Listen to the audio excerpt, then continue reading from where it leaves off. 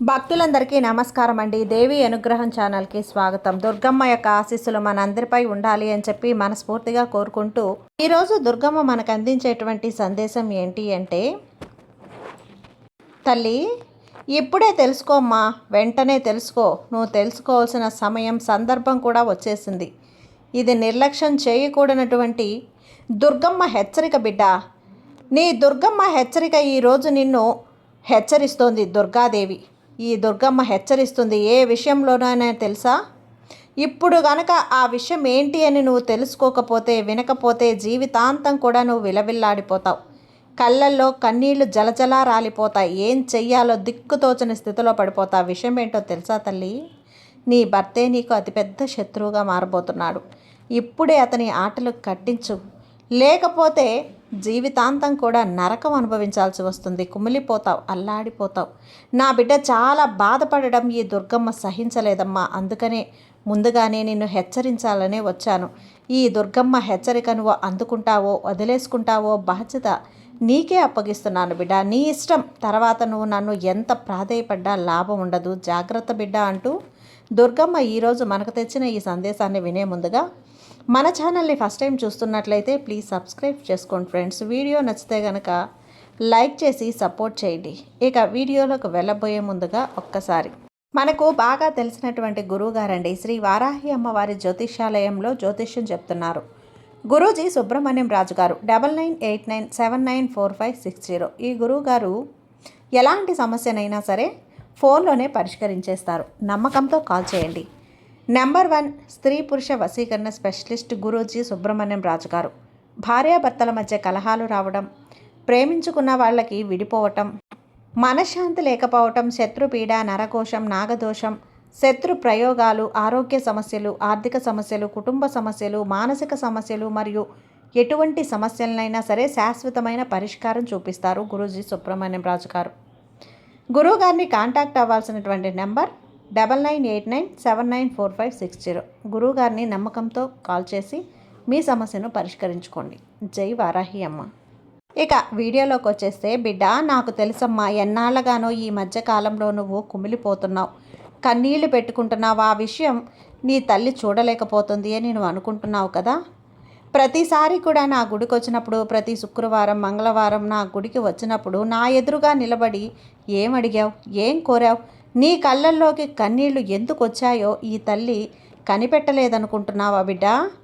మనసు ఈ తల్లికి తెలియకుండా ఉంటుందా? బిడ్డ మనసు ఎంత బాధపడుతుందో, బిడ్డ మనసులో ఎంత బాధ దాగి ఉందో ఈ తల్లి చూడలేదనుకుంటున్నావా? అయితే బిడ్డ, నీ సమస్యకి పరిష్కారం తీసుకువచ్చాను. నీ భర్త శత్రువుగా మారితే నువ్వు ఏం చెయ్యాలి అయితే అరుస్తావు, లేదా గోల చేస్తావు, లేదు అంటే మొండికేస్తావు, లేదా తిరిగి వెళ్ళిపోతావు. ఇదేనా దానికి పరిష్కారం? ఒకరోజు పని కాదమ్మా ఇది. సంసారం అంటే 100 ఏళ్ళు కదా, జీవితం అంటే 100 ఏళ్ళు కదా. మరి అలాంటప్పుడు ఒక్కరోజుతో తెగదెంపులు చేసుకునే విషయం కాదు కదా. అలాంటప్పుడు అరిచి గోల చేసి, నానా యాగం చేసి, పక్క వాళ్ళు ఇరుగు పొరుగు వాళ్ళు తెలుసుకునే విధంగా చేసి, నీ పుట్టింటికి చేరవేసి నీ పరువు నువ్వే ఎందుకు తీసుకుంటావు చెప్పు? నీ బిడ్డల ముందు నువ్వే ఎందుకు అవమానాల పాలవుతావు? అసలు నువ్వు ఎలా ఎదుర్కోవాలో తెలుసా? తన ఆటలు ఎలా తిప్పికొట్టాలో తెలుసా? ఒక తల్లిలా ఈరోజు నీకు నేను చెప్తాను, విను. ఎందుకంటే ఒక ఆడదాని మనసు ఇంకొక ఆడదానికే కదా తెలిసేది. నేను కూడా అమ్మని కాకముందు ఒక ఆడదాన్నే కదా. నాకు తెలుసు బిడ్డ, నీ సమస్యకి చక్కటి పరిష్కారం నేను అందిస్తాను చూడు. నువ్వు ఒక నాన్న యోగి చేయాల్సిన పని లేదు. ఎలా అతని నోరు ముయించాలో ఈరోజు నేను నీకు చెబుతాను, జాగ్రత్తగా విను. నీ భర్త నిన్ను శత్రువుగా, నీకు శత్రువుగా మారి నిన్ను హింస పెడుతూ ఉంటే, మానసికంగా కొట్టక్కర్లేదు, తిట్టక్కర్లేదు, హింసిస్తూ ఉంటే గనక కూర్చొని లేచినా తప్పు. అటువంటి మాటకు మాట ఏదో ఒకటి అంటూ ఉంటే గనక, నిన్ను చీడ పురుగు కన్నా హీనంగా చూస్తూ ఉంటే, నేను ఇలానే ఉండాలా అమ్మా అంటూ నువ్వు నన్ను అడుగుతున్నావు కదా. కానీ నేను దానికి ఏం చెప్తానో తెలుసా? భర్త భార్యని గౌరవించకపోతే ఆ వ్యక్తికి స్వర్గం కాదు, నరకం కనిపిస్తుంది. ఆ ఇంట్లో స్వర్గం ఉండదు, నరకం అనేది ఆ నివసించే ఇంట్లోనే ఉంటుంది తల్లి. భార్యాభర్తల మధ్య సఖ్యత ఉంటే అది స్వర్గం. అదే భర్త శత్రువుగా ప్రవర్తిస్తే అది నరకంతో సమానం. లోకంలో అత్యంత పవిత్రమైనటి బంధం భార్యాభర్తలది. కానీ అంతకంటే చేనును రక్షించాల్సి వస్తే అది భర్తే కదా. కానీ ఆ బాధ్యతనే మర్చిపోతే శాంతిని తేవాల్సిన భర్తే అశాంతిని తీసుకువస్తూ ఉంటే ఎప్పుడూ కూడా భార్యపైనే అరవటం, చిరాకు పడటం, ఎప్పుడూ ఏదో ఒక వంకతో భార్యను తిట్టడం, భార్యతో అసభ్యంగా మాట్లాడటం ఇలాంటివి చేస్తే గనక నీ నీడగా ఉండాల్సిన భర్త నీ కష్టాలు తెస్తే ఇలాంటి క్లిష్ట పరిస్థితుల్లో అటువంటి భర్తతో భార్య ఎలా ఉండాలి?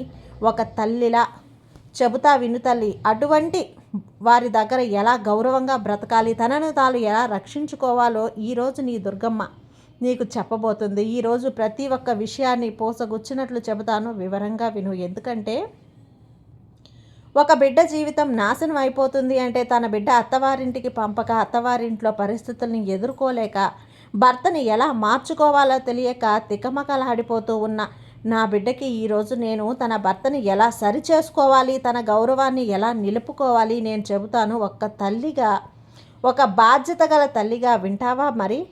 ఎందుకంటే నీ ఇంట్లో కూడా ఇప్పుడు నేను చెప్పబోతున్న ఒకటో రెండో అరో నీ భర్తతో నువ్వు పడుతూనే ఉన్నావు. తెలుసు, అప్పుడప్పుడు కన్నీళ్లు పెట్టుకొని కొంగుతో వాటిని తుడుచుకొని అలా బ్రతికేస్తూ ఉన్నావు. తెలుసు తల్లి, అన్నీ నాకు తెలుసు, చూస్తూనే ఉన్నా. అందుకే ఈరోజు నేను ఒక ఉపాయం తీసుకొచ్చా. నీ సమస్యకి దిక్కుతోచని స్థితిలో ఉన్నావు కదా, దాని నుంచి బయటపడేయడానికి మొదటగా మౌనం. తల్లి, మౌనం అనే ఆయుధం అనేది కేవలం మాటలు ఆపడం కాదు, ఒక శక్తివంతమైన వ్యూహం. భర్త కోపంలో ఉన్నప్పుడు లేదా శత్రువులుగా ప్రవర్తిస్తున్నప్పుడు భార్య తిరుగుబాటు చేసి ఎదురు చూసే సమాధానం చెప్తే అది రాజీకి దారితీయదు, వివాదానికి మరింత పెంచుతుంది, గొడవకు పెంచుతుంది, కాలు దువ్వేలా చేస్తుంది. ఒక చిన్న నిప్పురవ్వను గాలిలో ఆర్పాలి, కానీ దానికి ఇంధనం అంటే ప్రతిస్పందన అందకపోతే అది దానంతటా అదే చల్లారిపోతుంది. అందుకే అనవసరమైనటువంటి వాదనలు జరిగేటప్పుడు మౌనంగా ఉండటం వల్ల ఇంటి శాంతిని కాపాడుకోవచ్చు, నీ గౌరవాన్ని కాపాడుకోవచ్చు. మౌనంగా ఉండటం వల్ల భార్య తన ఆలోచనలన్నింటినీ కూడా క్రోడీకరించుకోవచ్చు. సమయం పడుతుంది, తను తెలివిగా ఆలోచించవచ్చు. ఆ సమయంలో నీ కోపాన్ని నువ్వు అదుపులో పెట్టుకొని తెలివిగా ఆలోచించడం మొదలుపెట్టు. నీ మెదడుకు మంచి పని పెట్టు. ఈ వ్యక్తి ఇలా మాట్లాడాడు, నేను ఏ విధంగా సమాధానం చెప్పగలను, ఏ విధంగా తన నోరు మూయించగలను. కొట్టక్కర్లేదు, తిట్టక్కర్లేదు, భర్తను ఎదిరించాల్సిన అవసరం కూడా లేదు. కానీ నోరు మూయాల్సిన ఎలా? ఆ భర్త ఆవేశంలో అన్న మాటలకు వెంటనే స్పందించకుండా ఉండడం వల్ల ఆ తర్వాత అతను శాంతించినప్పుడు తన తప్పును తానే తెలుసుకునే అవకాశం ఉంటుంది. ఎదుటివారి మనసుని మాటలతో గాయపరచాలని చూసినప్పుడు నువ్వు మౌనంగా ఉండి వారి మాటల ఆయుధం మొద్దుబారిపోతుంది తల్లి.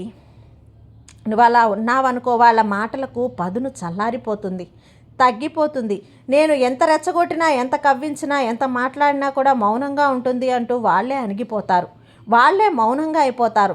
ఇది భార్య యొక్క మానసిక బలాన్ని, ఆత్మ నిబ్బరాన్ని చాటి చెబుతుంది. అయితే ఈ మౌనం అనేది భయాన్ని సూచించకూడదు, ఇది గుర్తుంచుకో. ఇదొక నిశ్శబ్ద నిరసనగా మాత్రమే ఉండాలి. భర్త ప్రవర్తన సరిగా లేనప్పుడు ఆమె మాటలతో కాకుండా తన ప్రవర్తనతో తన అసమ్మతిని తెలపాలి. ఇది తెలివైన స్త్రీ తన మౌనంతో భర్తలో మార్పును తీసుకురాగలుగుతాడు. అయితే ఇక్కడ అతను మళ్ళీ కోపం తగ్గుతుంది, శాంతిస్తాడు. అప్పుడు నువ్వు ఏం చెప్పాలనుకుంటున్నావో, తను ఏం తప్పుగా మాట్లాడిందో, ఏం పొరపాటుగా మాట్లాడాడో తనకు అర్థమయ్యే విధంగా సూటిగా ఒకే ఒక మాటలో తేల్చి చెప్పాలి. ఆ మాట ఎలా ఉండాలి అంటే అతని గుండెను చీల్చేయాలి. నా త్రిశూలం ఎలాగైతే శత్రువుల గుండెలను చీల్చేస్తుందో నీ మాట కూడా అంత పదునుగా ఉండాలి. అప్పుడు అతని గుండెల్లో ఒక వణుకు పుట్టాలి. నిజమే కదా, ఇంకెప్పుడు ఇలా చేయకూడదు అన్న పశ్చాత్తాపంతో కుమిలిపోవాలి. అతను లోపల నీ మాట అంత బలంగా నువ్వు తయారు చేసుకోవాలి. అతను అరిచినప్పుడు నువ్వు అరిచేసి గోలగోల చేసి నానా యోగం చేసి ఇంట్లో పిల్లలు మనశ్శాంతిని, పెద్దల మనశ్శాంతిని పోగొట్టి ఇరుగు పొరుగుతో చులకన నువ్వొక మాటని అతనొక మాటని, మాటకు మాట రెట్టింపు పెరుగుతూ మీ పరువుని మీరు దిగజార్చుకోకండి. అతనికి బుద్ధి లేదు, సంస్కారం కోల్పోయాడు, అప్పుడు ఏవేవో మాట్లాడుతున్నాడు. సంస్కారం ఉన్నావు నువ్వు ఇదే మాట్లాడితే ఆ వ్యక్తికి నీకు తేడా ఏముంది తల్లి? తప్పును ఎవరు తెలియజేస్తారో ఇద్దరు కోపంలో విర్రవీరిగిపోయి నానా మాటలు అనుకుంటే ఒకరి తప్పులు ఒకరికి ఎలా అర్థమవుతాయి? నన్ను ఇలా అన్నాడు, నువ్వెంత ఇదే సాగుతుంది కదా. సంసారం, జీవితం, బంధం విచ్ఛిన్నమైపోతుంది. ఇక్కడ బంధం నిలకడగా ఎలా ఉంటుంది తల్లి? ఆలోచించు. ఇక్కడ అధికంగా మాట్లాడటం వల్ల గౌరవం తగ్గుతుందని, అవసరమైనప్పుడు మాత్రమే మాట్లాడే స్త్రీకి కుటుంబం మరియు సమాజంలో ఉన్నతమైనటువంటి స్థానం లభిస్తుందని అర్థం చేసుకో. కారణాన్ని విశ్లేషించడం న్యాయ విధానం. ఏ సమస్య అయినా కూడా దాని మూల కారణం నుండి తెలుసుకో. భర్త అకస్మాత్తుగా లేదా క్రమంగా శత్రువుగా మారుతున్నాడు అంటే దాని వెనుక ఏదో ఒక బలమైన ప్రేరణ ఉంటుంది. రోగానికి కారణం తెలియకుండా మందు వేయటం ఎలా వ్యర్థమో, భర్త ప్రవర్తనలో మార్పుకు కారణం తెలియకుండా చేసే ప్రయత్నాలు కూడా అలాగే విఫలమవుతాయి, పనికిరావు. అందుకే భార్య ఒక మంత్రిలాగా ఆలోచించే పరిస్థితిని నిశ్శబ్దంగా గమనించు. భర్త శత్రువులా ప్రవర్తించడానికి 3 కారణాలు ఉంటాయి బిడ్డ. మొదటగా అహంకారం మరియు అధికారం. పురుష అహంకారం వల్ల లేదు, భార్యపై పూర్తి అధికారం చలాయించాలనే కోరికతో శత్రువులా ప్రవర్తిస్తాడు, అనగదొక్కాలని. ఇలాంటి సమయంలో భార్య తన తెలివితేటలతో అతనికి ఎదురు తిరగకుండా తన ప్రాముఖ్యతను అతనికి గుర్తించేలా చేసుకోవాలి. రెండవది దురలవాట్లు లేదా బాహ్య ప్రభావాలు. ఒక వ్యక్తికి జూదం, మద్యం లేదా పరస్త్రీ వ్యామోహం విన్నప్పుడు అతను తన భార్య ఒక అడ్డంకిగా భావిస్తాడు. అతనికి ఈ సమయంలో ఏం చెప్పినా కోపం వస్తుంది, చిరాకు వస్తుంది. ఈ సమయంలో ఎందుకు వెళ్ళడం అంటే ఇక తనకు విపరీతమైన కోపం వచ్చేస్తుంది. ఈ స్థితిలో అతను పశువుగా మారిపోతాడు. తను బానిసగా మారుతున్న సమయంలో, నువ్వు వద్దని అడ్డుకున్న సమయంలో నువ్వు ఒక పెద్ద శత్రువు అయిపోతావు. తనకి అప్పుడు ఎలాంటి మాటలు మాట్లాడాలైనా వెనకాడడు, ఎంత నీచం చేయడానికైనా వెనకాడడు, కొట్టడానికి కూడా వెనకాడడు. ఈ సమయంలో సమయస్ఫూర్తిగా ప్రవర్తించాలి తల్లి. అలాగే బయట వ్యక్తుల మాటలు అంటే చెడు స్నేహాలు లేదా స్వార్థపరులైన బంధువుల మాటలు విని భార్యను అవమానించడం లేదా ద్వేషించడం జరుగుతుంది. మూడవది ఆర్థిక మరియు వ్యాపార నష్టం. వ్యాపారంలో నష్టంగా ఉన్నప్పుడో లేదా ఉద్యోగంలో సమస్యలు ఉన్నప్పుడో ఆ అసహనాన్ని భర్త భార్యపై చూపిస్తాడు. ఇది తాత్కాలికమైన శత్రుత్వం. ఈ కారణాలన్నీ తెలుసుకున్న తర్వాత భార్య తన తదుపరి అడుగు వేయాలి. కారణం అజ్ఞానమైతే ప్రేమతో మార్చొచ్చు, ఒత్తిడైతే సహకారంతో తగ్గించవచ్చు. అదే దుర్గుణమైతే చాలా జాగ్రత్త అవసరం తల్లి. అయితే కఠినంగా ప్రవర్తించాలి. మీ తల్లి చెబుతోంది, లోపాన్ని సరిదిద్దడం సాధ్యం కాదా అని నిర్ణయించుకోవటమే నీ యొక్క ముఖ్య ఉద్దేశం. ఇక్కడ సహనం మరియు ధర్మం, ఈ 2 కూడా స్త్రీకి అతిపెద్ద శక్తి. ఆమె సహనం అంటే భర్త శత్రువులు ప్రవర్తించేటప్పుడు ఆవేశంలో నిర్ణయాలు తీసుకోవటం వల్ల కుటుంబం చిన్నాభిన్నమవుతుంది. అందుకే క్లిష్ట పరిస్థితుల్లో కూడా నిశ్శబ్దంగా నిబ్బరంగా ఉండాలని నీ తల్లి నీకు చెబుతుంది. సహనం అంటే ఇక్కడ ఓటమి కాదు తల్లి, అది సరైన సమయం కోసం నువ్వు వేచి చూస్తున్నావంతే. ఇక్కడ ఓడిపోయి తన దగ్గర తల వంచుకొని కన్నీళ్లతో బ్రతకమనడం లేదు. సమయం కోసం ఓర్పుగా ఎదిగి చూడు. నీ సమయం నీకు వచ్చినప్పుడు తను ఎలా నీకు కావాలో అలా మార్చుకో, ఎలా ఆడుకోవాలో అలా ఒక ఆట ఆడేసుకో. తెలివితో మాటల్లో పదును ఉండాలి. అలాగని చెడు మాటలు కాదు, దూషించకూడదు. చెబుతున్న మాటకి కత్తిలా మనసులో దిగాలి, అలా ఉండాలి. తన ఓర్పుతో ఎంతటి కఠినమైన హృదయాన్నైనా కూడా మార్చగలదు ఒక స్త్రీ. అయితే కాలక్రమేణా ఆ సహనమే నీకు రక్షణ కవచంలా కూడా మారుతుంది. బిడ్డ, ఎదుటివారు తప్పు చేస్తున్నారని నువ్వు కూడా నీ స్థాయిని తగ్గించుకోకూడదు. కానీ దీనితో పాటుగా ధర్మం కూడా చాలా ముఖ్యం కదా. ఇక్కడ ధర్మం అంటే కేవలం పూజలు చేయటం మాత్రమే కాదు, బాధ్యతను కూడా సమ్యంగా నిర్వర్తించడం మరియు నైతిక విలువలను కాపాడుకోవటం. భర్త తన బాధ్యతను మర్చిపోయినప్పటికీ కూడా భార్య తన పిల్లల పట్ల, ఇంటి బాధ్యతల పట్ల బాధ్యతను చేస్తుంది కదా. తప్పు కూడా ఉండదమ్మా, ఎటువంటి తప్పు ఉండదు. మాటల్లో చెప్పాలి అంటే ఎవరికైతే ధర్మాన్ని నమ్ముతారో వారిని ఆ ధర్మమే అన్ని ఆపదల నుంచి రక్షిస్తుంది. ఆమె ప్రవర్తనలో స్వచ్ఛత ఉంటే సమాజం కూడా ఆమెను మద్దతు ఇస్తుంది. దుర్గ కూడా అలాంటి వారి వెంటే తన త్రిశూలాన్ని పట్టుకొని నిలబడుతుంది. మరొక విషయం ఏంటో తెలుసా, భర్త చెడ్డవారితో వెళ్తున్నప్పుడు ఆయనకు నచ్చజెప్పడం లేదా హెచ్చరించడం కూడా భార్య ధర్మంలో భాగమే. మార్చుకోవాలి. నీ బిడ్డ తప్పులు చేస్తున్నప్పుడు కొడతావా, అరుస్తావా, బుజ్జగించి ప్రేమగా వాత్సల్యంతో అనుసరించి ఎలా చెబుతావు, ఎలా చెప్పడానికి ప్రయత్నిస్తావని ఆ ప్రయత్నం విఫలమయ్యి అతడు భార్య పట్ల అగౌరవంగా ప్రవర్తిస్తూ భార్య ఆత్మ గౌరవానికి భంగం కలిగిస్తున్నప్పుడు ఆమె గౌరవాన్ని కాపాడుకోవటం అతిపెద్ద ధర్మమే. సహనం భరించడం అంటే అన్నీ భరించడం కాదు కదా. తన ధర్మాన్ని కాపాడుకుంటేనే వివేకంతో పరిస్థితులన్నీ ఎదుర్కోవటం మేధస్సుతో పోరాటం, తెలివితేటలతో పోరాటం, శారీరక బలం కంటే కూడా బుద్ధి బలం చాలా ఎక్కువ ఉండాలి తల్లి. భర్త శత్రువుగా ప్రవర్తిస్తున్నప్పుడు శారీరకంగా లేదా బలం ప్రయోగిస్తూ పోరాటం చేస్తే వ్యర్థం.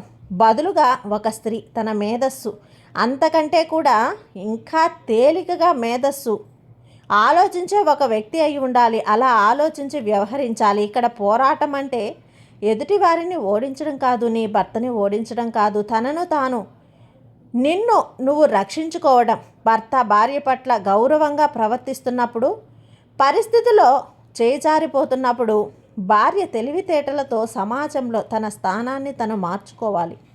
ఇక్కడ కొన్ని వ్యూహాలు కూడా నేర్చుకోవాలి. ఆర్థిక భద్రత అవసరం. ఇక్కడ స్త్రీ ధనం గురించి చెప్పాలి బిడ్డ.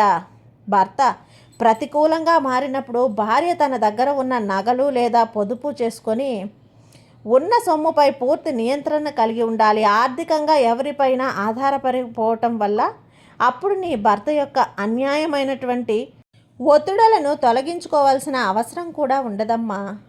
రెండవ రహస్య లక్షణం ఏంటో తెలుసా? ఇంటి గుట్టును రచ్చకు ఎక్కించకూడదు అని నీ తల్లి హెచ్చరిస్తుంది. ఇంటి గుట్టు ఎప్పుడు ఇంటిలోనే ఉండాలి, రచ్చకెక్కించకు. అయితే భర్త శత్రువుగా మారినప్పుడు తన బలహీనతను ఎవరికీ తెలియకుండా జాగ్రత్త పడాలి. అదే సమయంలో భర్త చేసే తప్పులను సాక్ష్యాలతో సహా పరిగణిస్తూ తనను తాను రక్షించుకోవటానికి ప్రయత్నించాలి. మూడవది సామాజిక మద్దతుతో తెలివైన స్త్రీ తన ప్రవర్తన ద్వారా బంధువులలో మరియు సమాజంలో తనకంటూ గౌరవాన్ని పొందుతుంది. భర్త అన్యాయం చేస్తున్నాడని అందరికీ తెలిసినప్పుడు ఆమెకు లభించే గౌరవం ఎలా ఉంటుందో తెలుసా? ఇలా నీ సంసారం బాగలేదు, మీ మధ్య గొడవలు జరుగుతున్నాయంటే, ఇంటి గుట్టును రచ్చకెక్కించావు అంటే మీ మధ్య పుల్లలు వేయటానికి, చిచ్చు పెట్టడానికి ఇంకా 10 మంది తయారవుతారు. మీ ఇద్దరి మధ్య దూరానికి మూడవ మనిషి సిద్ధమవుతున్నాడు. అది పురుషుడు కావచ్చు, స్త్రీ కావచ్చు, ఏ విధంగానైనా కూడా అది నీ వ్యూహానికి వదిలేస్తున్నాను తల్లి. ఈరోజు డబ్బుంది కదా అని చెప్పి, నీ నగలున్నాయి కదా అంటూ డబ్బును విచ్చలవిడిగా ఖర్చు చేయకు. ఎప్పుడైతే డబ్బు నీ దగ్గర ఉంటుందో అప్పుడు అనుక్షణం కూడా తనకు వంగాల్సిన అవసరం లేదు. అతను ఎన్ని మాటలన్నా కూడా తన ముందు చాపి నిలబెట్టాల్సిన అవసరం లేదు. నువ్వు మౌనంగా ఉంటూ తనను మార్చుకునే ప్రయత్నం అనేది చెయ్యి. ఆ ప్రయత్నంలో ముందుకు వెళ్ళు.